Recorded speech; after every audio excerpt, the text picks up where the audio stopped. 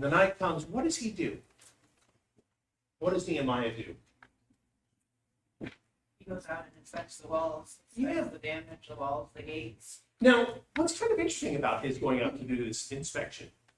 What's very unusual about it? He goes alone. He was alone. Yeah. In the nighttime? In the nighttime. Now, first of all, is that a reasonable thing to do? Ryan, you're shaking your head no. What's not reasonable about it? You go. Yeah, first of all, we've been saying all this time that a city without walls is a dangerous place, and to go outside of what's left of those walls is like that much more dangerous. But let's add to that, going alone, he's not alone, he just says a few men, but going out here by himself effectively, a bad thing. But what else? I thought it was a good thing because you want to go out and see it before your enemies know that you're going to do that. All right, we'll talk about why he did that. And Stan, I think you're right. I think that's a great point. But we'll add to this the danger of doing this at night. Again, and by the way, at night, how much can you see? It's not like you had a flashlight and something you could shine out there and look at everything. You were really limited to what you could see at night. And so the big question becomes, if it's not safe, if it's not an easy way to do it, if it's all these complications, why do it? Well, Stan, tell us again Debbie, go ahead. Well, if he goes out at night, whatever he can see, he knows it's got to be a lot worse than what he can see. Interesting. So he kind of knows, is it absolutely terrible or is it just bad? That's an interesting point. I hadn't really thought about it, but it is kind of interesting to think, maybe it's just kind of softening the blow of how bad it might be. That's a good point. Well, the other thing I was thinking about, we said it's going to be dark. How do we know that it wasn't a little bit at night? Maybe it was. Since God has purpose with him, who knows what might. He waited 3 days, so maybe he was waiting for something, huh? Yeah. It's an interesting thought, Tacho. But were the walls half broken or half built? The walls are, so what's interesting about the walls? What do we know about the walls at this time? Natasha's got a great question. What do we know about the walls? They were knocked down by the Babylonians, but what else? They were burned. They're in rubble and burned. It's in chapter 1. Had anybody at any time in the last 100 years tried to rebuild them? Yeah, we saw that early on that they tried. And what happened? What did the rulers around them do? Came by force and stopped them. So they either pulled them back down or never got very far. We're going to get a neat statement here in the future where it's going to say, the walls are in such bad shape, if a fox runs across them, they're going to collapse. So there's something there, but not much. So it's a really good question, Tacho. We don't get a great explanation. We get a lot of hints about that they tried to rebuild them. They haven't had any success. They had people stopping them. So that's a really good comment, a really good question about that. Anybody else have a thought to throw at that about the situation of the walls? The condition of the walls is pretty bad, right? So this is the thing that we see here, verse 13. And went out by night through the valley gate to the serpent. Well, actually, let's take a second and do this. Let's jump up and read how he's going to go about this. I went out by night through the valley gate to the serpent well. Kind of interesting. We get a sense of where that's at. We can kind of pin down this trip that he's going to take around. And then the refuse gate, and viewed the walls of Jerusalem, which were broken down. Its gates were burned with fire. Then I went on to the fountain gate and to the king's pool. But there was no room for the animal under me to pass. So I went up by night to the valley and viewed the wall. Coming back around, verse number 3. Went up the valley, viewed the wall, and turned back and entered by the valley gate, and so returned. And the official didn't know where I'd gone or what I'd done. Now, what's interesting is, it isn't just the people that he's worried about, these officials that he's worried about. Who else did he not tell? Tell the people of Jerusalem. Yeah, he didn't tell, he goes on to say he didn't tell the Jews, he didn't tell the priests, he didn't tell the nobles, or anybody else about it. Why not? Why not at least tell the people that you've come to help? I'm here to help. Why not? I wonder if maybe he wasn't concerned that there could be enemies not only outside the camp, but inside. Spies put up a report immediately. There's a lot of trouble before you have a chance to announce anything. What do we know about that? Go ahead. Well, Oh, it's okay, go ahead. I was just gonna say, I know that if I were going to be in charge, I would wanna know the complete details before I presented it to the people I was going to be. What might the people tell you if, you They know, might discourage you, they Yeah. might tell you false. they might tell you what you want to hear, you know, and, you know, that's an important point to think about what's going to go on here, right? See, later on, we learned that Tobiah had somehow had some sort of insider connection. Yes. What is his connection? Does anybody remember? What is, Tobiah has a very close connection to the people here. Tobiah and Sanballat does too. Where these foreign wives. Yes. So Sanballat, let me get this right. Sanballat's daughter is married to Eliashib's son. Who's Eliashib? I haven't even read him, but he's in chapter 3, verse 1. Somebody said it. A grandson of the high priest. So it tells us that he actually, chapter 3 and verse 1, Eliashib is the high priest. So Sanballat has married his kids into the family of the high priest. So is that kind of a conflict of interest? Yeah. You know, it's very interesting to see these connections. Tobiah, we're going to find out later on, Tobiah's actually renting rooms in the temple at one point. So there's absolutely a conflict of interest. I would say this. I think there's a powerful point to say, yeah, I'm not going to let him know yet because I don't know what kind of information I want to see for myself. But there's also a sense where not all these people are completely loyal as they ought to be. And Nehemiah recognizes that. And so he goes off to do these things by himself. That's what's interesting. Because I look at the names, those that built the walls in chapter 3, doesn't seem like they're all Jews. That's an interesting observation, George. Yeah, that's a very interesting observation. Yeah, it's interesting how that is. And what I also thought is interesting is some of the people that wouldn't participate, too, in the building of the wall. So this isn't everybody's on the same page kind of circumstance, which makes sense, honestly. We've been living here, as I said, decades now since they've come back, and, they've had these issues with intermarriage already, and there's already been some unhappiness about that. So not everybody being on the same page makes sense. One of the strange things made me think is the people from Jericho come to build a section of the wall. That's strange. Jericho's not like next door, it's probably 60 or 70 miles away. Yeah. It's the people that are going to be building the walls, that are coming from the areas around. It's really interesting how they're going to be coming along there. So that's an interesting point. Anybody else have a comment? So, what does Nehemiah do next? Well, he's going to tell the people about his plan. Verse 17, I said to them, you see the distress that we are in, how Jerusalem lies waste, its gates are burned with fire. Come, let us build the wall of Jerusalem, that we may no longer be a reproach. And I told them of the hand of my God, which had been upon me, and also of the king's words that he had spoken to me. Now, here's a lot of people that really just haven't had the ambition to do it, the will to do it, the encouragement to do it. And Nehemiah comes. What's his position again? What was his job? Somebody said it. Governor. Yes, he's the governor. And so here he has this authority. He has letters from the king, and he says, guys, let's do it. And the Israelites say, no, we don't want to do it. What do? They say, yes, let's do it. Let's build those walls. Let's raise up and build. And they set their hands to this good work. How's he appealing to them? What's the appeal? Oh, go ahead. He's appealing, I was gonna say, he appeals to their pride. Okay. And it's like, now they want to do a good job. Yeah. And they get kind of vested in it. What's the word he uses that kind of appeals to the pride? Um, He says, let's not be what? Somebody said, yeah, a reproach. He said, let's not be a reproach. Everybody talks about us.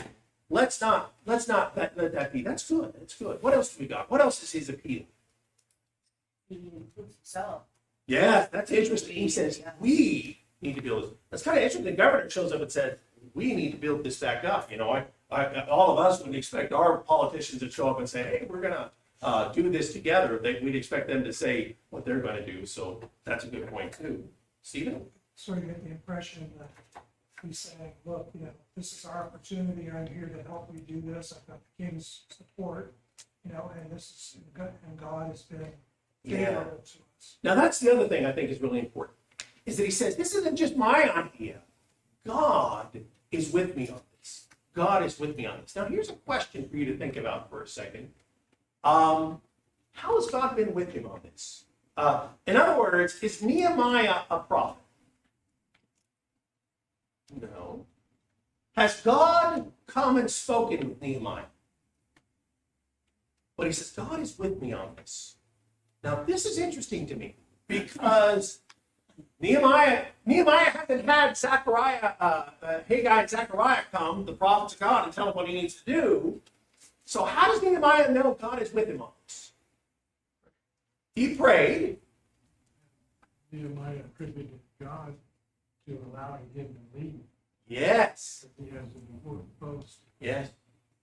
he has to have king's permission. Okay, good. So number one, he prayed. Number two, what is the word we use whenever things work in a way that's divinely, but not miraculous?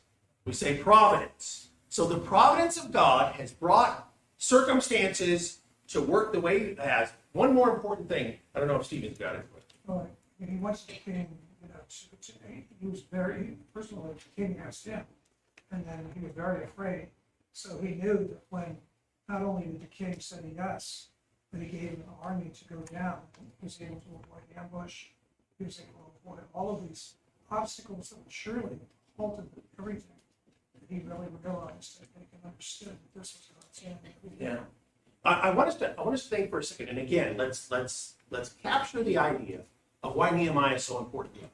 Because we don't have prophets today that are talking to God and saying, hey, you guys, this is what you need to do next, or hey, this is where you need to go. We're in the same position Nehemiah is. We have prayer, we have a trust that God provides, but the big idea is Nehemiah's whole purpose. Where did that idea come from? The whole idea of Jerusalem needs to be preserved. His whole mindset of the circumstances of this. His prayer in chapter 1, verses 5 through 9, what was he pointing out? He already knew the will of God on this. Because God had already said his will was that his name would be in Jerusalem, and that verse 9 of chapter 1, his people would be redeemed, chapter 10. So Nehemiah already knows the will of God here. Now, why do I want to grab this for a second? Because it's us. When we look at things that we want to do as a church, we say to ourselves, what is the will of God? Let's pray. Let's have expectations about the providence of God. This is important. Nehemiah doesn't have God calling him on the prophet line saying, Nehemiah, that's the right thing. This isn't the right thing. Nehemiah has to trust what God has said. He has to pray. He has to seize the opportunities as they come and trust in the providence of God. That's really neat, because that kind of confidence really isn't something we're used to in the Old Testament. In the Old Testament, we're used to people having prophets come to them, and God saying, hey, I'm a prophet. I was just studying with somebody today in Isaiah how God sends the prophet Isaiah to go talk to King Ahaz. And he has to tell King Ahaz, I want to give you a sign. And Ahaz says, I don't really want a sign.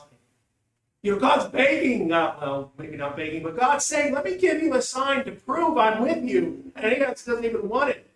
And here's a guy that there's no sign, there's no special message, but instead he has what God has already said. And he said, that's enough. And it's us. We got to be like Nehemiah. Nehemiah is an important thought for us of knowing what God has said, praying on it, acting. All good stuff. Anybody have any other thoughts after this? Please. In verse 12, my translation says, I did not tell anyone what my God was putting into my mind. I'm curious as to what other translations have to say in there. Okay, that's an interesting statement. Had put into my heart. So he says this. Where does he say this before? I was just looking at this about this earlier, this term, put into my heart, because it's an interesting expression, what God put in my heart. Now, I was talking about this because I was studying this with someone recently, because we were talking about Lydia, when it says God opened her heart in Acts chapter 16, and we're saying, well, what does it mean when God says these things? Well, how did God open Lydia's heart? Yes, it wasn't that God opened her heart and then she went out and heard Paul preach. Paul preached. The word came to her and it opened her heart. It affected her. So what I would suggest, and I think this is an important statement when he says, God put it in my heart. He's not talking about, I woke up some morning and all of a sudden I had this. He's talking about the word, the understanding of God that he has back in chapter 1.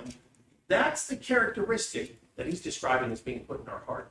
And I think that's what I like about that. I'm glad you brought it up because I hadn't thought about it. But one of the things that I like about this is the idea to say that godly people, does God put things in our heart by the word. James chapter 1, receive with meekness the implanted word. The word is how God speaks to godly people. The word is how God changes godly people, how he encourages godly people. And I think Nehemiah, again, is a great example by saying God put this in his heart. And then in chapter 1, he remembered the things that God had promised and said. And I think that's just a really neat comparison. I'm glad we brought that up. Brent? I was also thinking, it's not just that Nehemiah is coming to the Jews and maybe a little bit, but telling them, you haven't built the wall, you haven't done the things you need to do, you need to get your act together. He's bringing them a unique opportunity with the king's permission and the money and the resources to do this too. He brought one other thing too I was thinking about, and I'm not sure, it's not really mentioned, but he also brought a small army. And I've wondered about the impact of that too. So there is something about that, the idea of all the things that he's laying out before him that's getting them encouraged. So everybody's ready to go. No problems coming ahead, right? Now, we didn't talk about it before. We're going to talk about it now. But we're going to meet three really bad guys. I tell you what, Nehemiah is really a great, not just a powerful story, but it's an interesting one because you got your bad guys. 3 guys: Sanballat the Horite, Tobiah the Ammonite, Geshem the Arab. We meet these 3 people. It's kind of neat, by the way. These are people that also we find writings about them outside. Sanballat was actually a pretty important person. Turns out, this isn't in the scriptures, but this is outside in history. He was actually the Persian governor of, anybody want to guess? Horite doesn't really help you, but Samaria. He was a Samaritan. And kind of interesting, this is kind of a strange story. So about this time, there were a lot of Jews that had run away in the time of Jeremiah to Egypt and had lived down in southern Egypt. And they had decided to build a temple to God down in southern Egypt, completely against God's word. This isn't in the scriptures, it's just a history. But they wrote letters to Sanballat, and they're asking Sanballat for money to build their temple down in Egypt. So we have those letters in an ancient archive that kind of give us a testimony that Sanballat was a guy that was, all over the place in his power and authority. Sanballat's, either his son or his grandson, is one of the people responsible for building the Samaritan temple that they would build at Mount Risa, that he would build there, and that would be torn up, and that would be the woman at the well, and John 4 is talking to Jesus in that conversation there. So the idea is he was a powerful person, Sanballat. The next guy we have is Tobiah the Ammonite. Now it calls Tobiah an official. Kind of think that's also a governor. We actually don't have as much history about him, but he's also a person of prominence. And we'll come back to him because he's the guy that we find out is tied in with the workings of the temple somehow. And then finally, the last person, Geshem the Arab. Now, Geshem the Arab is interesting. They found an inscription in Egypt about him, and it called him a king. So all 3 of these guys are in some way rulers of some kind. They're people that are kind of peers to Nehemiah, governors of the Persian state. That he's related to Lot. Oh, that's right, yeah. So an Ammonite is what? One of the 2 descendants of Lot. The other one being Moabites, right? Yeah. So that's a good reminder that that's that. Now, an Arab, who's that related to? Yes, that's a descendant of Abraham too. So it's kind of interesting, Sanballat being the exception, but 2 of these people are kind of quasi-kinsmen to the Israelites. Ishmaelites, Ammonites. So these are people that we've dealt with for a long time. And here they are. They rise up. Sanballat the Horite, Tobiah the Ammonite official, Geshem the Arab heard of it. They laughed at us and despised us and said, what is this thing you're doing? Will you rebel against the king? What are they saying? What are they suggesting? That he really doesn't have authority? Yeah. That there is no authority here. Hey, has that ever worked before for these people? Yes, it has. This is how they got the temple stopped. This is how they got these things put down before, is that they would write off letters to the Persians saying, hey, you know, look at these Israelites, or these Jews, they're doing it again. What kind of reputation does Jerusalem have? Yeah, it's not good. It's a rebellious city, George. So, Sanballat and these other two read the letters indicating that they think they're forgeries and they have no value. Well, so here's an interesting question, George. So in other words, you're kind of saying that when it says it brought it to the governors beyond the river, it would have necessarily included these guys, right? So George's question is very interesting. George's question is, does that mean that they're, that they're looking at these things as forgeries? What do you think? That's a really interesting question. What do you think? It's kind of silly to make the statement they made when they read the letters containing his authority. So I do think it's interesting that they would, just kind of act like there was no authority. And, there's a couple of thoughts that kind of jumped in my mind. I'm curious to hear what other people think. Say, it could be just put doubt in these people's mind. I mean, are you sure that's what the king wanted you to do? He's put this down before. Are you sure this isn't just an act of rebellion? I can say in my mind, I can see I'll just call him and find out. And again, it's worked before. Now, by the way, the last time it worked, did they have the king's permission? They had it then too, but they still were able to put a stop to it. So maybe there's a sense like that. Grant? Well, I think they're just trying to strong arm him into submitting. I think even today we see a lot of times, wealthy people or groups or powerful groups will threaten with legal issues even when they don't have a strong case, just because that's something that takes time and money and energy. Never heard of something like that. And Nehemiah already knows he's on a time limit here too. Yeah, that's right. He has to be back to serve. That's a good point. That we've already seen that there's a pretty good litigation system in Persia, and it's a great thing to tie stuff up in the courts. It's a great. Kind of, I don't know how they couldn't have understood that this was real. He had a small Persian army. That's right. That's I mean, true. he's got the letters, he's got the soldiers. It seems a little ridiculous. They wouldn't recognize he does have authority. They're just trying to understand, trying to make it together. Just like, Yeah, so it really is an interesting point about what they might be doing here. Like I said, a couple of different thoughts come to my mind. The biggest one being that that it's kind of a threat that we stopped it before, we can stop it again. That's not such a big thing. Maybe to intimidate the people, to make the people, maybe not everybody can read. A Persian edict might not be written in a language everybody can read. And so people are just kind of saying, well, I actually don't know what it says when he brought this thing. It's a couple of different thoughts come to mind. But I think you guys have the best answer to say, it's probably just meant to intimidate, to make them not want to do anything. How does Nehemiah respond to this? He made the statement that God himself will prosper. Now, what's interesting is he doesn't say King of Persia is behind me on this one. By the way, he doesn't say the King of Persia, my close personal friend, is with me. He says God of heaven himself will prosper us all. He's going to succeed. He's going to call him on God's name, just like you were saying. There's no higher authority to go to. These guys are trying to bluff their authority. We got authority. You don't have authority.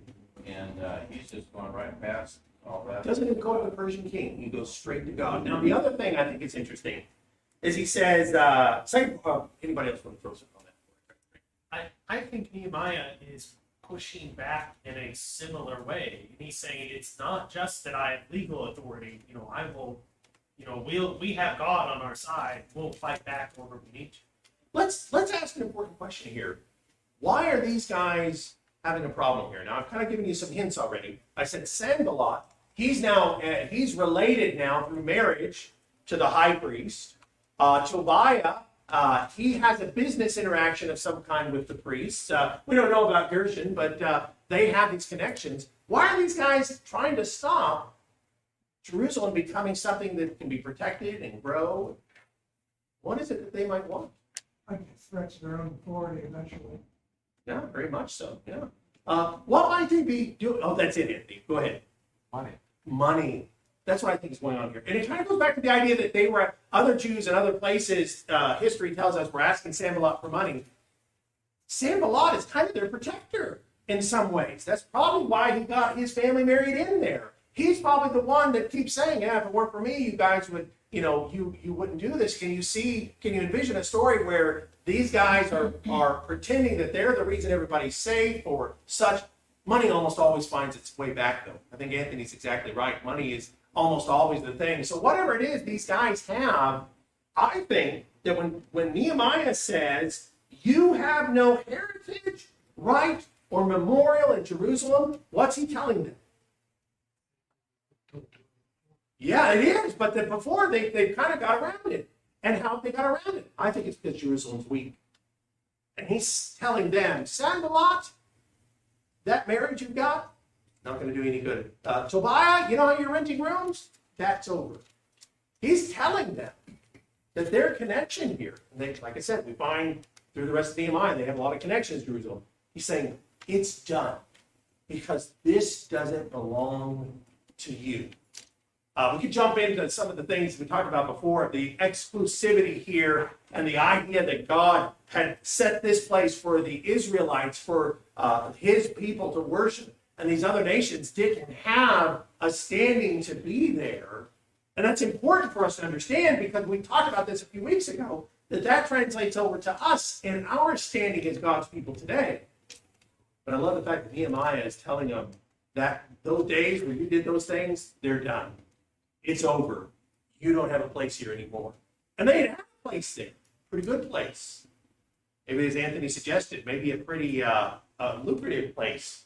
Certainly Tobiah has some kind of relationship with that. But he says, that's over. That's done.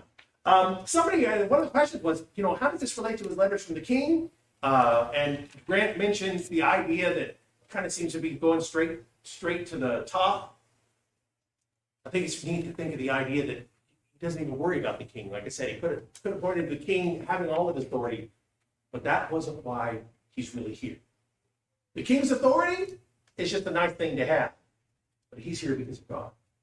And that's a really powerful thing for us to think about. Anybody else have anything else in chapter 2 before we jump to chapter 3? Well, let's get to building that wall. So Nehemiah's very first things he's going to do is going to set up an order of repairs. We meet Eliashib, the high priest.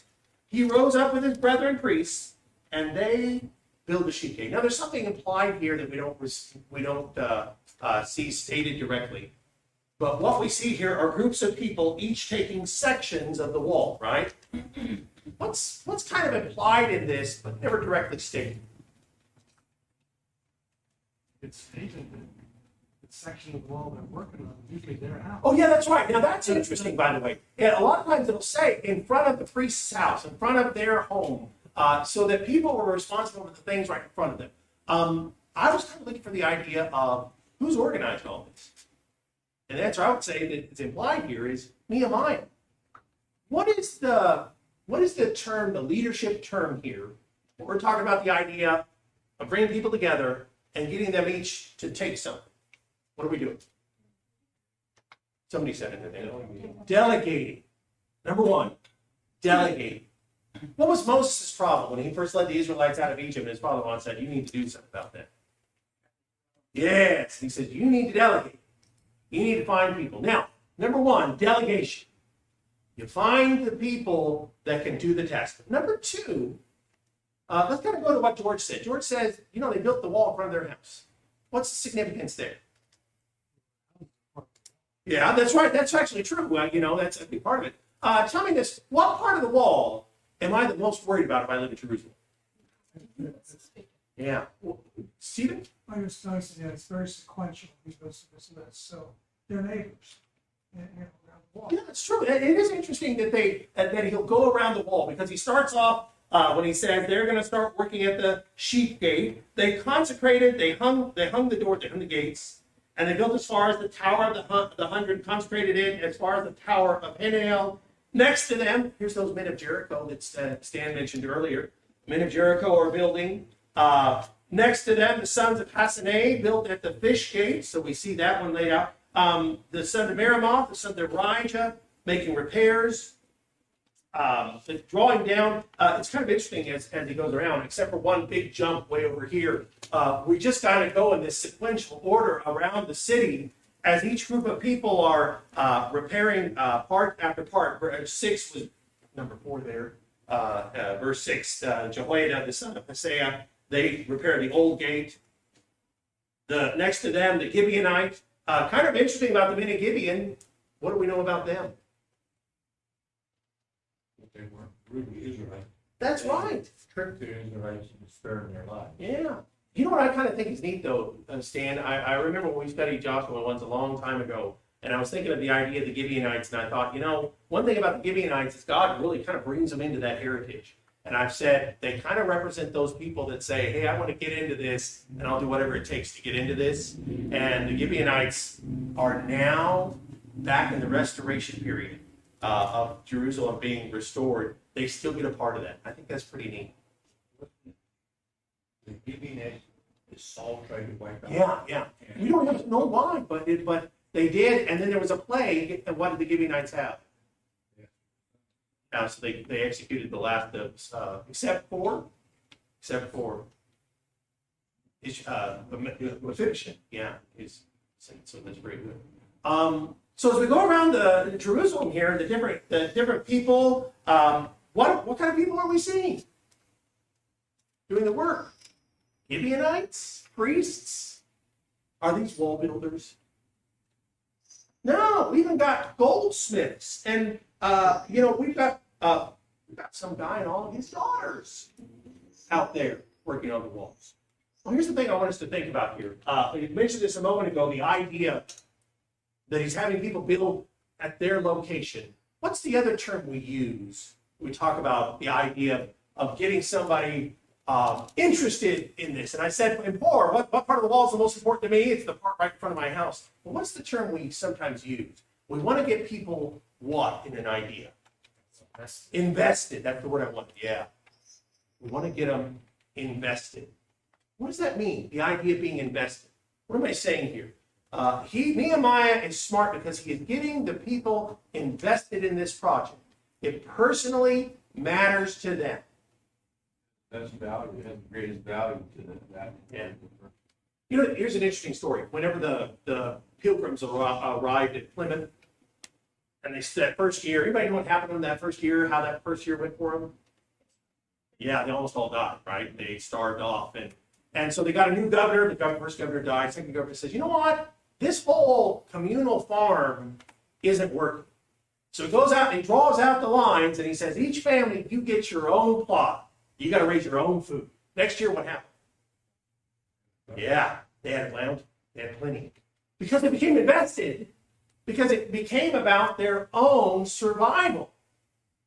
Now, can you see a lot of applications for this within the church, within, the idea of, you work out your own salvation with fear and trembling kind of ideas of being invested and being committed. These are ideas that we could say are good business techniques, but also here's Nehemiah. He's investing people in the project that he has, and they're serious about it. And they're going along and they're making these repairs, jumping. I tell you what, because we have so many people to read, and we're going to run out of time here in a minute. Jumping up to the end of chapter 3. And we get up here, and the last of these repairs are being made, and they continue around the city. That ultimately, that they're reaching by the end of this time, beyond the horse gate, the priests once more breaking repairs. Here we got it again in front of their own house. Each one's making repairs.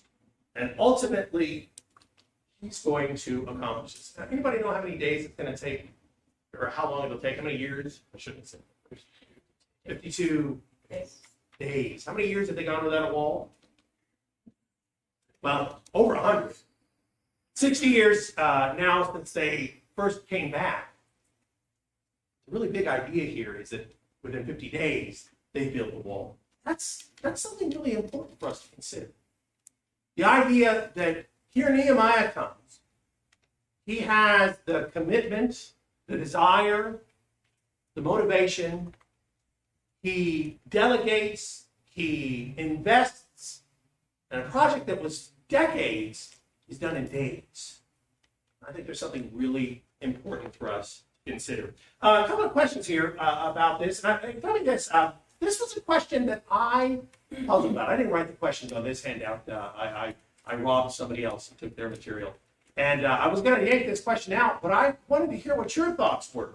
Question number 7 was comparing Ezra 8:33 with Nehemiah chapter 3 and verse 4. What does it say about some of the people who came back with Ezra? So Nehemiah 3 and verse 4 talks about Meramath, the son of Urijah. And then Ezra chapter 8 and verse 33 talks about when Ezra, whenever these things were being done early on, the 4th day, the silver and gold, the articles were weighed in the house of God by the hand of Meramath, the son of Uriah. Uriah is the same person, the priest. What is the question here implying? What is it we're saying about some of the people that have come back with Ezra? Stan? They probably married a foreigner or couldn't prove their heritage. So one of the things we found out about the priests early on is that some of the priests couldn't prove that they were priests. Now, where did they go after that? Seems like they're still here. Interesting enough. What else do anybody bring up about that? One of the things I was thinking too was, go ahead. Obviously, some of these people stayed. Yeah. They didn't go back to where life was. Yeah, even though it was questionable about their inheritance, they still stayed on. Now, that was the thing I think might have been the point. I was just curious if somebody else had another. Just wonder, some of them may be proselytes, like in verse 11, the son of Moab. Sounds like he's a Moabite. Well, that's an interesting item, right? I didn't catch that. We did wonder about some of these people and some of their heritage being kind of questionable to that end. Brian, tell us again what a proselyte is. Someone who would believe in God but can't really participate in the same way. So they were a Gentile, and they committed. You know, it's kind of interesting. I'm gonna pull a trick question on you, Ryan. You can slap me around after certain class one. Where do we go in the law of Moses to find the rules for becoming a proselyte? Yeah, there aren't any, but there are proselytes. In fact, we read about a lot of proselytes, whether it's Ruth or Rahab, but there actually wasn't a specific thing in the law that really came very clear about what had to happen. So it's kind of an interesting thing what a proselyte might be. So that's an interesting observation, Brian. Good point. Anybody else have a thought to grab here?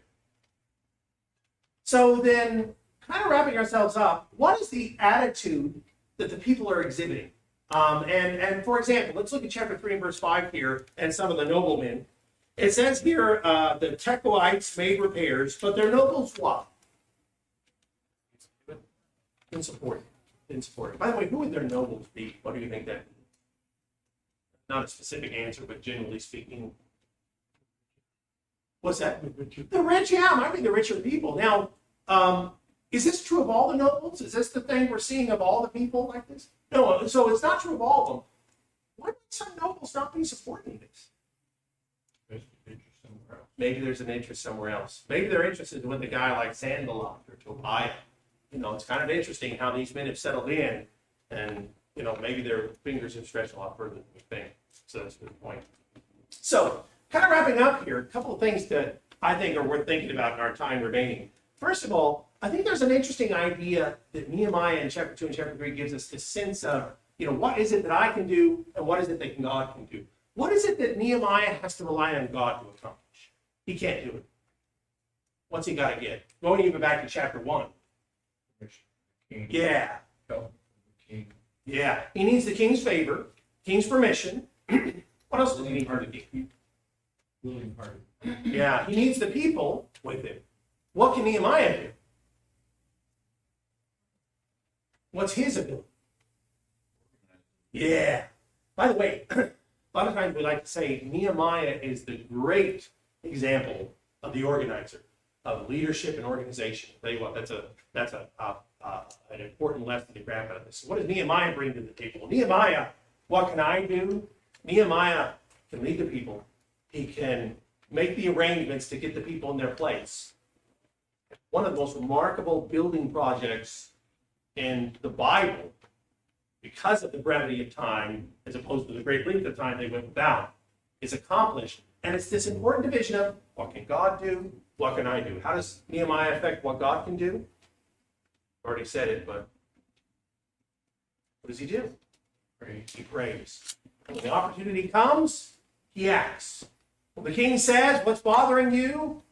He tells him what he has prepared in his heart with the prayer. And those are the things. The second thing to say, the importance of delegation, charging people with an obligation and expectation. Do you ever wonder if Nehemiah might have thought, let me just grab a name here, sons of Bani, I don't know if I can trust them. I've seen them build things. What's some of the implication here?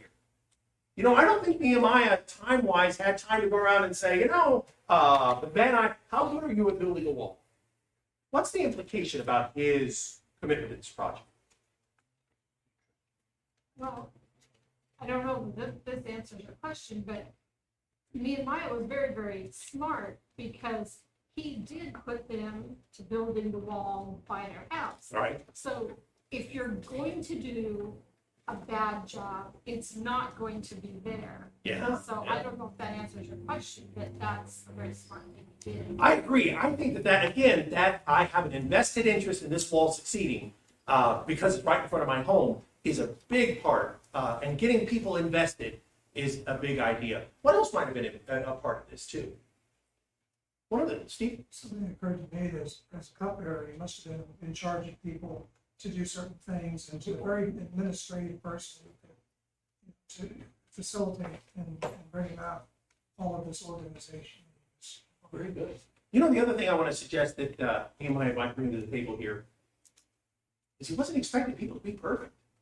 He wasn't expecting, I'm looking for the walls of Babylon to be accomplished here. And I think that's an important thing about leadership is you're not saying, hey, I'm charging with this and I expect perfection. He's understanding that he's got goldsmiths, priests, and what priests are like preachers? You don't want them building anything. I've seen what they can do. And yet, he's going to use every person he has. And that's an important idea about delegation in spiritual things. That, a lot of times it's not about having these perfect results out of that. A lot of times it's about getting people invested in the project as a whole. And that's something I think we all ought to think about moving forward as our congregation. Stan, last comment? Why?